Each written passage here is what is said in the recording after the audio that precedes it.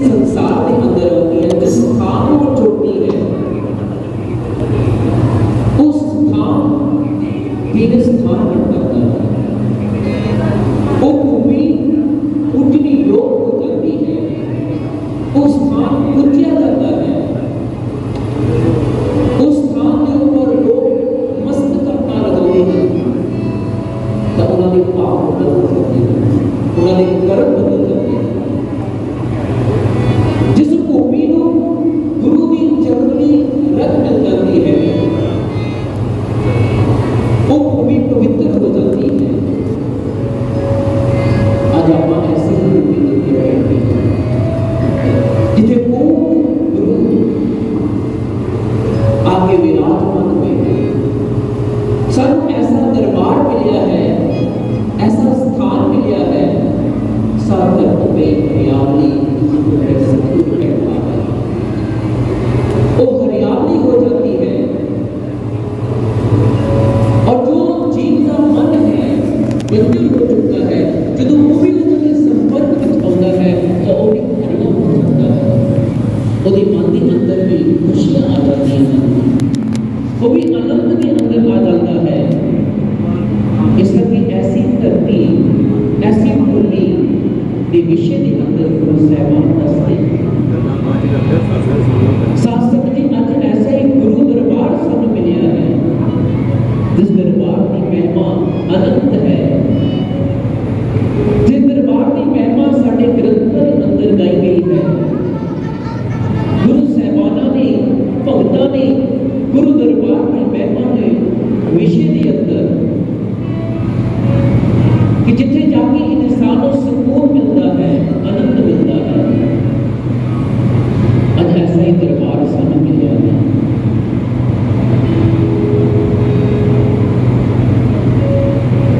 सो एक और भजन आप शुरू करते हैं गुरमुखी अबोध माइकल जी के द्वारा। बड़े सतगुरु महाराज जी के सच्चे दरबार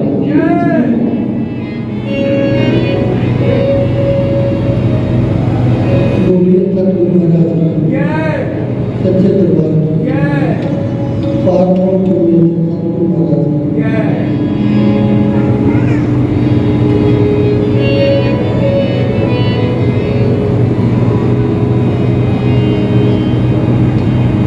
मुर्शिद मक्का मुर्शिद काबा मुर्शिद मेरा मदीना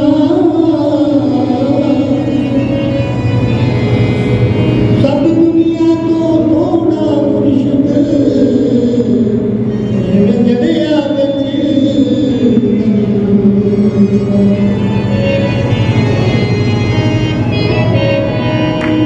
रोग रोग विच बाणी उठदी ज्यों अंदर वजदी मीना माइकल मुर्शिद मुर्शिद तकदा ओ रब दा रूह हकीम।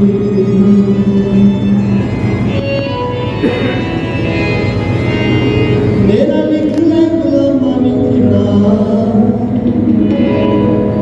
मेरा लिखना गुलामा विच नाम, तेरे कदमां च मिल जावेगा अल्लाह दी सौं मैं तार जां।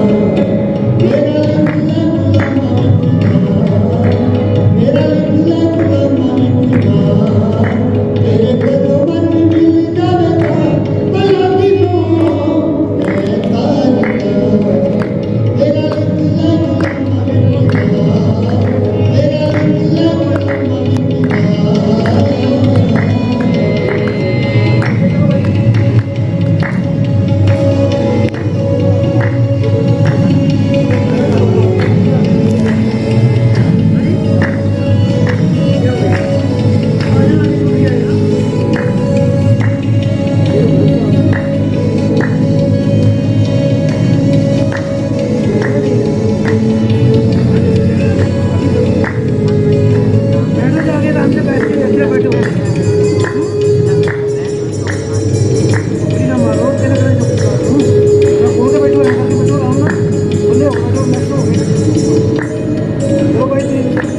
डॉक्टर साहब को जाना, मैं ताऊ पीछे बैठा था, मैं इतने सर्विस होती है आधे घंटे तक बुलाया।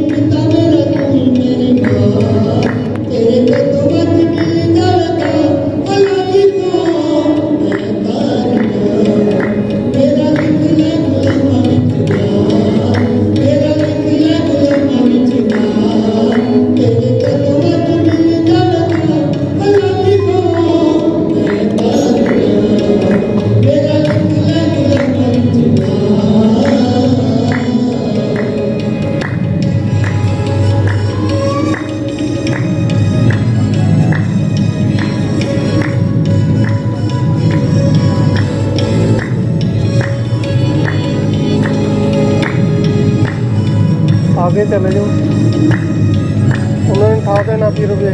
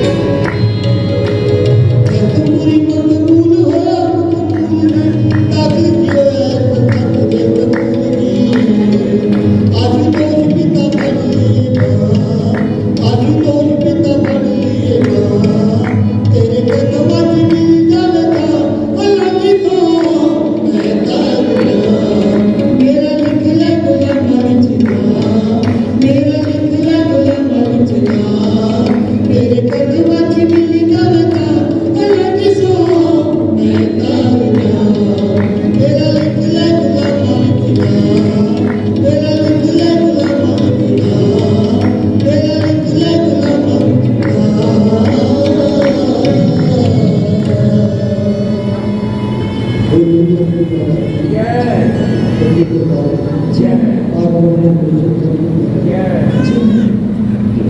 बड़े सतगुरु महाराज की बड़े सतगुरु महाराज की सच्चे दरबार की इसी इस भजन को श्रवण कर रहे सीगे। एक साधक एक शिष्य ऐसा ही होना चाहिए जिसमें साढ़े महापुरुष भी कहते हैं कि एक शिष्य की जो परिभाषा है वो एक मिट्टी जैसी होनी चाहिए है। जो कुम्हार मिट्टी को अपने पास लेके आता है तो मिट्टी सोचती है कि मैं अपने स्थान तो मैंने कितों ले आया, मैं तो आराम कर रही ठीक कर रही ठीक सी। फिर जो घर के अंदर उसको लैके आता है फिर उसके अंदर पानी पाता है फिर उन्होंने पैरों में चंगी तरह रोकता है रुन तो बाद फिर चाक के चढ़ाता है फिर उसको एक आकार दिता है अंदरों हाथ रखता है और बाहरों सट लगाता है। तुम्हारे इतने तक भी नहीं रुकिया उसको मूर्ति ने एक आकार दिता और फिर उसको सिखाता है धुप के अंदर और लास्ट उस तो बाद उसको अग्नि के अंदर रख देता है और वो मिट्टी पक जाती है फिर उसके ऊपर पेंट करता है और वो मिट्टी जो है वो मंदिर के अंदर रखी जाती है मूर्ति बन जाती है और उससे मिट्टी ने लोग पूजन करते हैं। एक साधु के जीवन के अंदर सतगुरु भी उसको लेके आता है उसको जो संस्कार पता है उसके कर्म पता है उसको अपने दरबार के अंदर लेके आया है। अक्सर आपने श्री गुरु महाराज ने मुखार में जो शब्द किया है कि आप इतने आए नहीं हो आप तो लेके आए। उसने चुनिया है और शिष्य बनाना है। शिष्य के अंदर जो गुण होते हैं जिसके अंदर शिष्य के अंदर जो क्वालिटी होती है उसने वो आरोपित करनी है वो कर रहा है वो अपने काम कर रहे हैं पर शिष्य भी जो शिष्य है वो शिष्य को समझे और उस गुण को धारण करे क्योंकि धारण वो कर सकता है जिसका मन का द्वार खुला होगा और द्वार तब खुला होगा जो असीं ध्यान के अंदर बैठांगे साधना करांगे सत्संग है सेवा है फिर गुरु की जो महक है तो सानू अनुभव होनी शुरू हो जाएगी।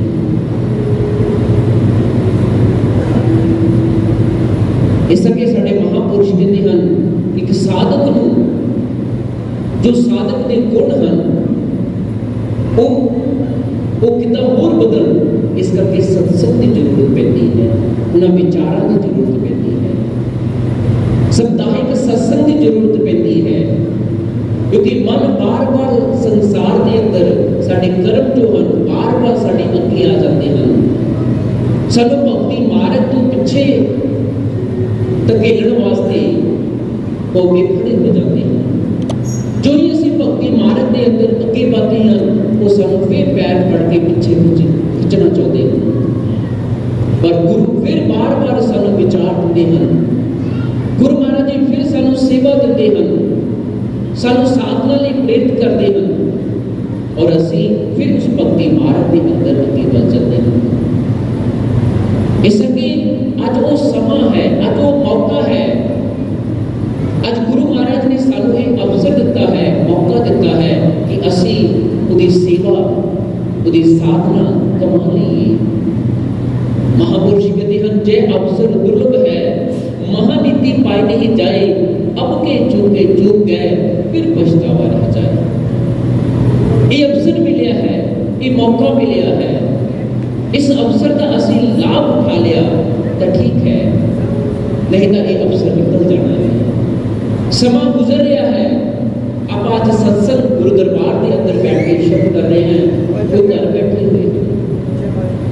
ਸਮਾਂ ਤਾਂ ਗੁਜ਼ਰੀ ਜਾ ਰਿਹਾ ਹੈ, ਪਰ ਇਹ ਸਮਾਂ ਸਾਰਥਿਕ ਹੈ, ਇਹ ਸਮਾਂ ਲਾਹੇ ਦੇ ਅੰਦਰ ਹੈ।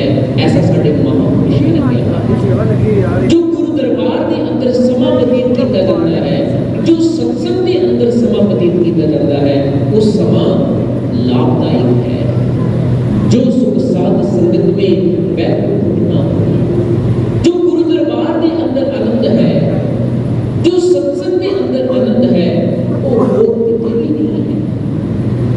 जो उदी भक्ति के अंदर आनंद है, और किते भी नहीं है। जो उदे नाम सिमरन के अंदर आनंद है, और किते भी नहीं। साध संगत जी, जितना चाहे मर्जी इंसान बाहरी डेवलपमेंट कर लवे, बाहरी उपलब्धि को प्राप्त कर लवे, पद को प्राप्त कर लवे, धन दौलत को प्राप्त कर लवे, पर जो आनंद गुरु दरबार के अंदर है, गुरु के ज्ञान के अंदर है, गुरु की सेवा के अंदर है, वो और किते भी नहीं है। इस करके राजे महाराजे भी तो गुरु की शरण के अंदर आए। मीरा दी सब कुछ उसके पास सी, फिर भी गुरु की शरण के अंदर आए। राजा पीपा जी वो सब कुछ छड़ के गुरु दरबार के अंदर सेवा करते हैं। महात्मा बुद्ध सब कुछ से वो छड़ के गुरु दरबार के अंदर गुरु की सेवा करते हैं। इस करके महापुरुष कहते हैं कि जो आनंद इत्थे है वो और किते भी नहीं है। इस करके सानू ये अवसर मिलिया है, सानू ये मौका मिलिया है, किते हथों खुज ना जावे ये समा, ये मौका। इस करके किसी ने बड़ा सुंदर किया, इस समय का सोच विचार कर लै, ये बेला नहीं हथ आमने का, टुटिया शीशा नहीं कारीगर जोड़ सकता, भज्जिया मोती नहीं गिढ़ावने का, सब सत्य पुकारते साईं लोका, ये वेला है रब लो हाँ जी पावने का, ये वेला है, ये मौका है। इस अवसर को असी गवाइए ना, क्योंकि यही अवसर है कि असी उस ध्यान के अंदर उतर के गुरु का दीदार करिए, गुरु का दर्शन करिए। इस करके ऐसा समा आप सबको मिलिया है। आओ ऐसे ही विचारण और आप आगे शुरू कर दिए। मैं बेनती करूंगा गुरमुख भैन साहब भी, ममता भाई भारती जी, सॉरी ऋत्वेश्वरी भारती जी, अगले विचार आप मतलब शुरू करते हैं। बड़े सतगुरु महाराज जी की, सच्चे दरबार की।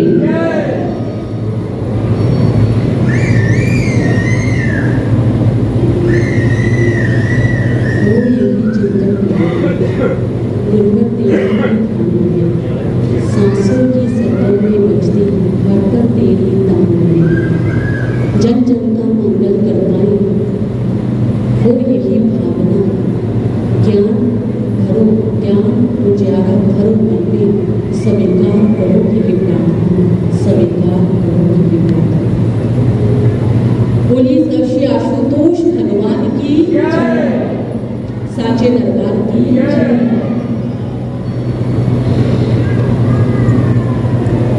बहुत ही सुंदर सत्संग विचारों को और साथ साथ भजन संकीर्तन का आनंद ले रहे थे। आज फिर से हमें इस अवसर मिला है दिव्य ज्योति के इस दिव्य परांगण में बैठने का और उन विचारों को साझा करने का जिसके लिए हमें सदैव हमारे गुरुदेव सर श्री आशुतोष महाराज जी हर समय प्रेरणा का स्रोत रहे हैं। हर समय हमें उन्होंने समझाया है कि इस भक्ति पथ का अनुसरण किस प्रकार से करना है, किस प्रकार से इस भक्ति पथ पर चलते हुए अपने लक्ष्य को प्राप्त करना है। और हम सबका लक्ष्य एक ही है, अपने गुरुदेव को पा लेना, अपने गुरु को दर्शन करना। लेकिन चलिए बात करते हैं गुरुदेव को प्रसन्न करने के लिए शुरुआत कहाँ से होती है? गुरु आज्ञाओं से। गुरु महाराज जी की वो आज्ञाएं जो हमें इस भक्ति पथ पर आगे लेकर चलती हैं, साधना, सेवा, सत्संग, गुरु दर्शन, ये आज्ञाएं तो साथ में है ही है, लेकिन उसके साथ एक और आज्ञा जो जाती है और वो है प्रार्थना। हर समय गुरु के समक्ष प्रार्थना।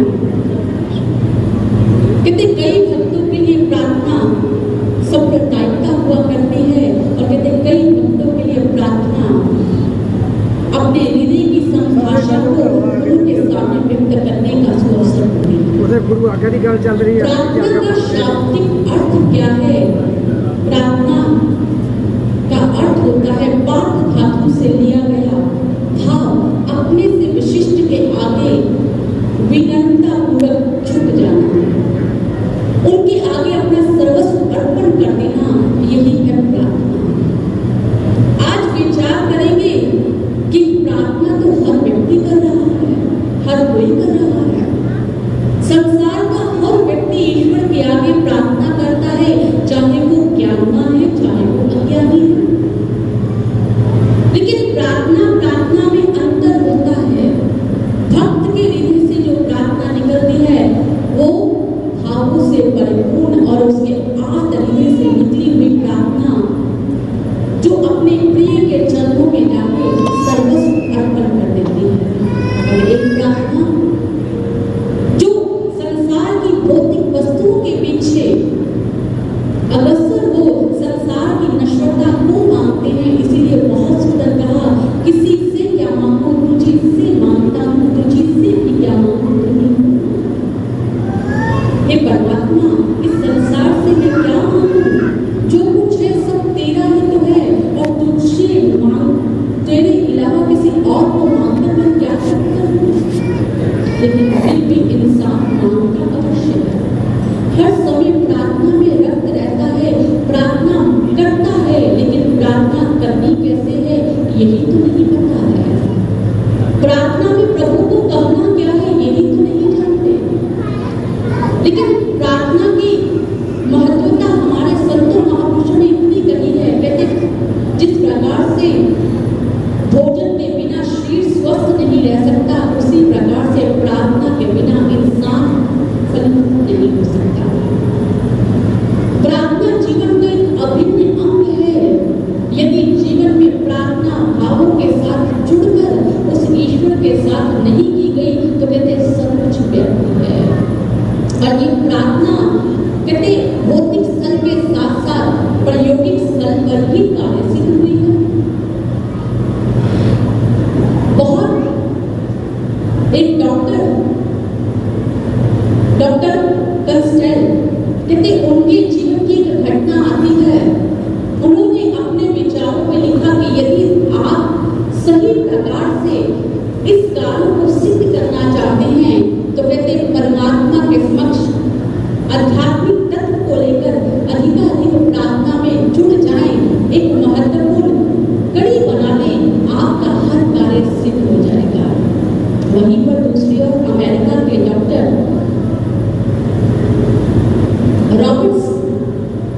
रॉबर्ट राइस कहते हैं, उन्होंने अपनी किताब अक्टूबर 1987 में प्रकाशित हुई रैबिट्स में लिखा है, कहते जिस समय मैं अपना सर्जरी करता हूँ, सर्जरी करने से पहले और सर्जरी करने के बाद अपना सिर ईश्वर के समक्ष झुकाता हूँ, परमात्मा के समक्ष झुकाता हूँ और उनसे प्रार्थना करता हूँ कि हे गुरुदेव, हे परमात्मा, जिस कार्य को मैं कर रहा हूँ ये कार्य कुशलता पूर्वक और सफलता पूर्वक सफल हो जाए। और कहते मेरे हर सफल सर्जरी के पीछे प्रार्थना का ही प्रतिफल है, प्रार्थना ही प्रतिफल है। और उसी के साथ कहते इंग्लैंड के प्रसिद्ध कवि हुए हैं रॉबर्ट स्टाइल, कहते उन्होंने एक बहुत सुंदर उक्ति लिखी है, उन्होंने बहुत सुंदर एक पंक्ति लिखी है। क्या कहते हैं? कहते more things are worried by prayers than this world dreams of। अर्थात कहते संसार की ऐसी कोई भी वस्तु जिसकी आप कल्पना तक नहीं करते, कहते उस वस्तु को भी आप प्रार्थना के माध्यम से प्राप्त कर सकते हैं। और सर श्री आशुतोष महाराज जी बहुत सुंदर कहते प्रार्थना कोई पाठ नहीं जिसे पढ़ाया सुनाया या रटाया जा सके।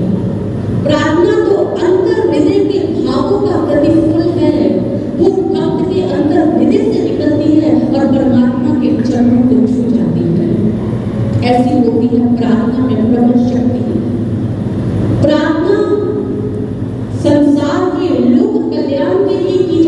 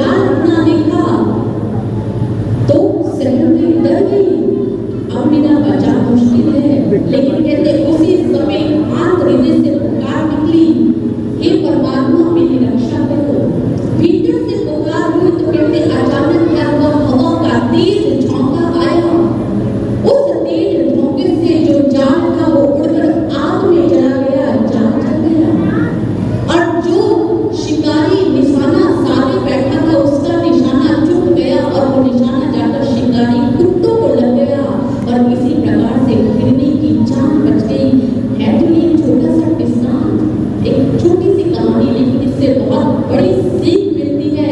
कहते चींटी के पग नूपुर बांधे तो भी साकिब सुनता है। कहते एक छोटी सी चींटी के पैरों में घुंघरू बांध दिए जाए, ईश्वर को तो उसकी आवाज भी सुनाई देती है। फिर ये तो एक प्रार्थना है, अंतर हृदय से निकली हुई प्रार्थना, तो ईश्वर कैसे ना सुना कर सकता है। ईश्वर अपने भक्त की हर प्रार्थना को स्वीकार करता है, लेकिन केवल मात्र वो भावों से पिरोई हो, अंतर हृदय से निकली हो, केवल मात्र ऊपरी मन से नहीं। प्रार्थना शब्दों का उद्गार नहीं, हृदय का उद्गार है। हृदय के भीतर से निकलती है प्रार्थना। और कहते इसी प्रकार से एक बार महात्मा बुद्ध जी के समय की बात है। महात्मा बुद्ध जी चेत वन में बैठे अपने शिष्यों के साथ विचार विमर्श कर रहे हैं, सत्संग सुना रहे हैं, और वही चेत वन से दूर एक शिष्य चुल बोला। कहते उसके मन में भाव उत्पन्न हुए कि मैं महात्मा बुद्ध का दर्शन करना चाहती हूँ। उसके हृदय में प्यास उत्पन्न हुई, नहीं परमात्मा बुद्ध जी को देखना चाहती हूँ। तो उसी समय कहते उसने एक वन में जाकर जूही के 3 फूलों को जिस दिशा में महात्मा बुद्ध जी बैठे थे उस दिशा में अर्पण कर दिया, और साथ में एक प्रार्थना में रक्त हो गई। हे तथागत, मैं आपके श्री चरणों में नतमस्तक होती हूँ और आपसे प्रार्थना करती हूँ कि कल सुबह का भोजन आप हमारे यहाँ ग्रहण करें अपने शिष्यों के साथ, और अपनी इस दासी को दर्शन देने की कृपा करें। मुझे अपने दर्शनों से कृतार्थ करें। कहते जैसे ही चुल खुदा की प्रार्थना महात्मा बुद्ध जी के श्री चरणों तक पहुंची, तो महात्मा बुद्ध जी ने अपने शिष्यों को कहा, क्या तुम्हें जूही के फूलों की खुशबू सुगंध आ रही है? और तुरंत अपना मुख उस दिशा की ओर मोड़ लिया जहां से जूही के फूलों की खुशबू आ रही थी। और फिर उसी समय अनाथ पिंडक महात्मा बुद्ध जी से कहते हैं, अरे तथागत, मैं आपसे निवेदन करता हूँ कि आप कल का भोजन हमारे यहाँ ग्रहण करें। तो महात्मा बुद्ध जी कहते हैं, कल के भोजन का निमंत्रण तो हम पहले ही स्वीकार कर चुके हैं जो सुविधा के माध्यम से। जैसे ही अनाथ पिंडक ने ये बात सुनी, अनाथ पिंडक ने कहा, वो तो यहाँ है ही नहीं। तो महात्मा बुद्ध जी कहते हैं, ये जूही के जो फूलों की खुशबू है, इसके द्वारा वो हमें संदेश भेज चुकी है और हम उसका निमंत्रण स्वीकार कर चुके हैं।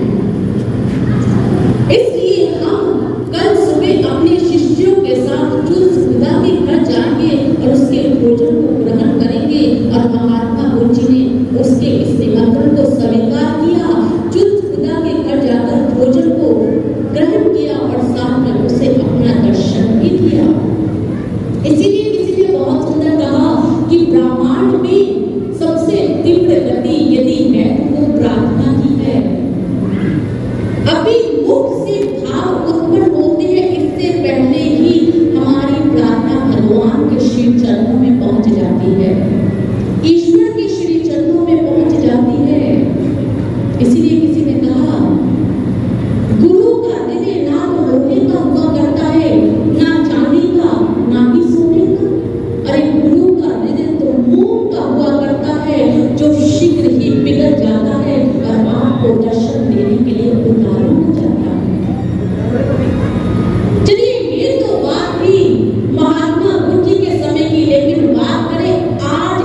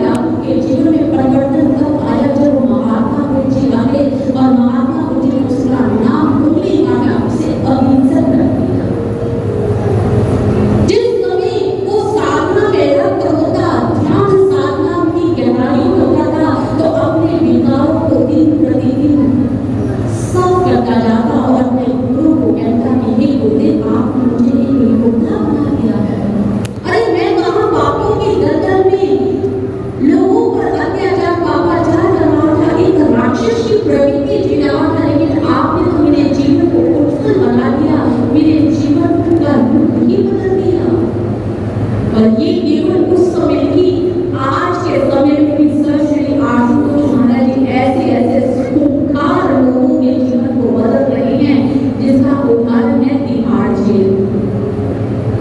तिहाड़ जेल एशिया की सबसे बड़ी जेल है, जहां पर ऐसे अनेक खूंखार कैदी हैं जिन्होंने ना जाने कितने ही अपराध बोध किया है, कितने ही अपराध किए हैं, अपराध बोध से ग्रसित अपने जीवन को समाप्त कर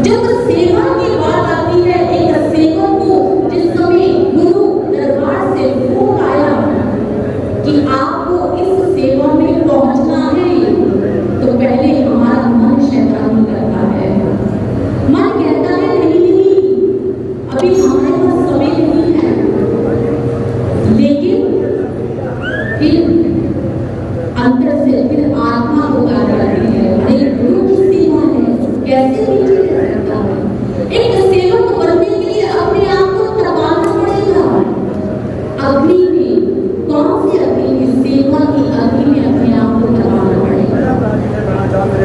और कहते हैं इस घटना को आपने बहुत बार सुना होगा राम कथाओं के माध्यम से, लेकिन आज फिर से उजागर करते हैं इसे आप लोगों के समक्ष।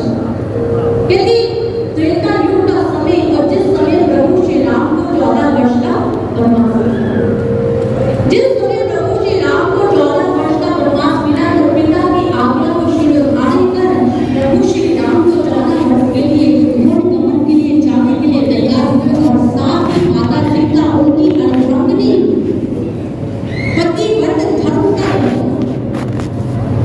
गवाही करते हुए, उगाही करते हुए आज प्रभु श्री राम के साथ चलने को तैयार है।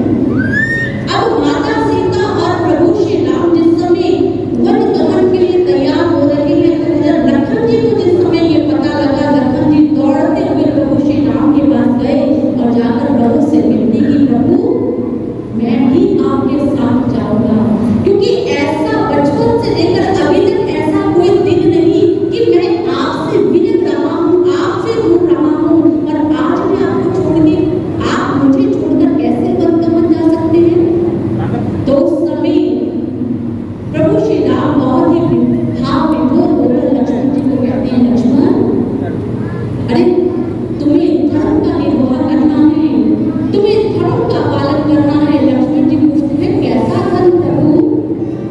तो प्रभु समझाते हैं, लक्ष्मण मेरे और सीता के वनगमन जाने से माता पिता पहले ही आहत हो चुके हैं, और भरत और शत्रुघ्न भी यहाँ नहीं है, तो इन सब में तुम्हें ही इनकी देखभाल करनी है, यही धर्म है। उस समय लक्ष्मण जी ने फिर प्रश्न डाला, ये धर्म देता क्या है, इसकी क्या उपलब्धि है? तो उस समय भगवान श्री राम कहते हैं, यदि तुम धर्म का पालन करोगे तो तुम यश अपयश को प्राप्त करोगे, तुम्हारी कीर्ति तीनों लोकों में होगी, और तुम मुक्ति को, मोक्ष को पा जाओगे।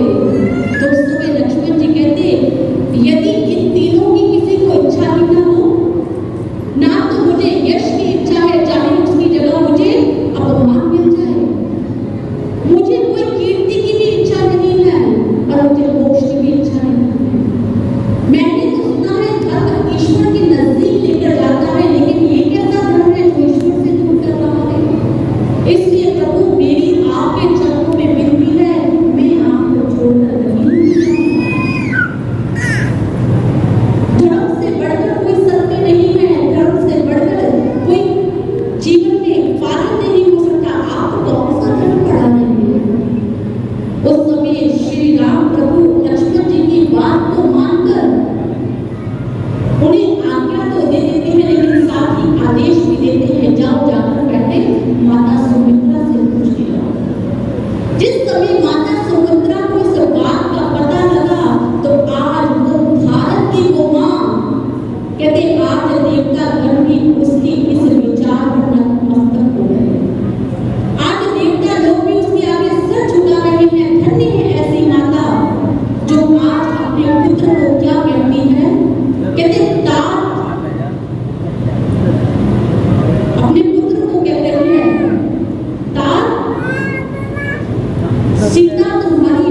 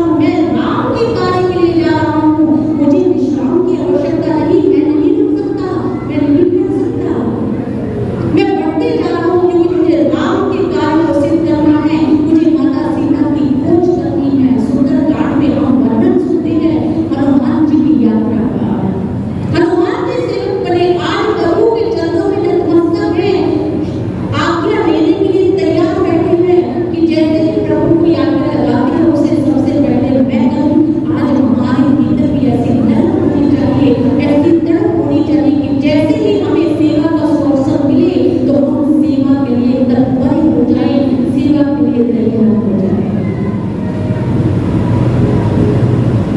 इसलिए हमें हमेशा सेवा के लिए तत्पर रहना चाहिए, सेवा के लिए तैयार रहना चाहिए। क्योंकि गुरु जब जब भी हमें दर्शन देते हैं, जब जब भी श्री आशुतोष महाराज जी के संग हमें बैठने का अवसर मिला, महाराज जी एक ही बात कहते हैं, उठो जाओ कुछ करने का समय है, बैठने का समय नहीं। बहुत समय हो गए बैठे हुए, लेकिन अब कुछ कर दिखाने का समय है। और करना क्या है? साधना में रत होना है, सेवा में रत होना है, प्रार्थना में रत होना है। जिस समय इन सभी चीजों को अपने जीवन में उतार लिया तो हमें इस भक्ति पथ से कोई भी नहीं निकाल सकता, ना हमारा मन ना कोई शैतान। लेकिन शर्त यही है, अपने गुरु की आज्ञाओं को परिपूर्ण करें। कहते यदि आप गुरु को प्रसन्न करना चाहते हो तो गुरु की आज्ञाओं को शोभा नहीं करते। बहुत उम्मीदें हैं सदगुरु को अपनी संतानों से, बहुत उम्मीदें हैं। वो सरकारी केवल हम ही नहीं है, वो आप सब हैं। संसार का वो हर व्यक्ति गुरु महाराज जी की वो प्रिय संतान है, जिन्हें वो ब्रह्म ज्ञान प्राप्त है, और जिन्हें नहीं भी प्राप्त उनके लिए भी हमेशा सद्बुद्धि और हमेशा कल्याण ही मांगना है। यही सिखाते हैं श्री आशुतोष महाराज जी हमें।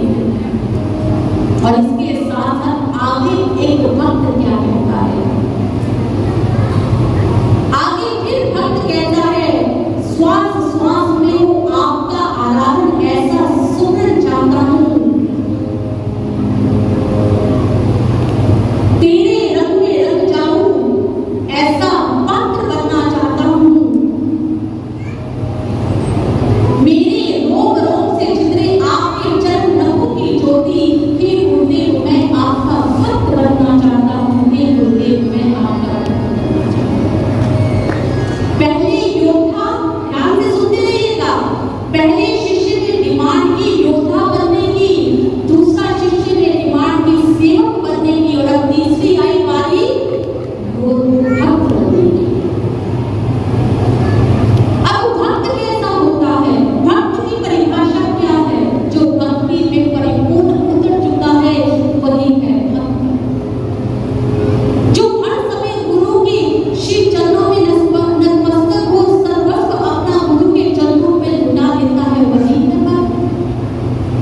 जो गुरु की एक एक बात को अपने जीवन में शिरोधार्य कर लेता है वही है भक्त। एक बार की बात है, एक साधु बहन को अनुभव हुआ। उन्होंने अनुभव में क्या देखा, गुरु महाराज जी हमें हर एक चीज सिखाते हैं, इससे ही आपको पता लगेगा भक्त कैसे बनना है, प्रार्थना कैसे करनी है। गुरु महाराज जी एक एक चीज को हमें सिखा रहे हैं। साधु बहन जी ने अनुभव में देखा कि गुरु महाराज जी उस आश्रम में आए हैं, उनके आश्रम में, जिस आश्रम में साधु बहन जी रहती हैं। जिस समय गुरु महाराज जी वहां आए तो महाराज जी बैठे, गुरु महाराज जी कहते मुझे बहुत भूख लगी है, मैं कुछ खाना चाहता हूँ। बहन जी ने ऊपर ऊपर देखा और सामने एक टोकरी में एक आम पड़ा था। उन्होंने उस आम को धोया, उसे काटा और गुरु महाराज जी के समक्ष रख दिया। गुरु महाराज जी ने उसे ग्रहण किया और ग्रहण करने के बाद बाकी बचा हुआ उस साथी बहन को दे दिया और कहने लगे इसे तुम सब बांट कर खाना। कहते जिस समय ऐसा हुआ तो फिर गुरु महाराज जी ने प्रश्न किया, क्या तुम लोग मुझे भोग लगाते हो? साथी बहन जी ने कहा, हाँ जी महाराज जी आपको भोग लगाते हैं। महाराज जी कहते अच्छा, जिस समय भोग लगाते हो उस समय प्रार्थना क्या करते हो? तो साथी बहन जी ने कहा, महाराज जी यही प्रार्थना करते हैं कि हे प्रभु आप इस भोजन को भोग लगाइए और इस भोजन का जितना विष है उसे अमृत में लेकर लीजिए। गुरु महाराज जी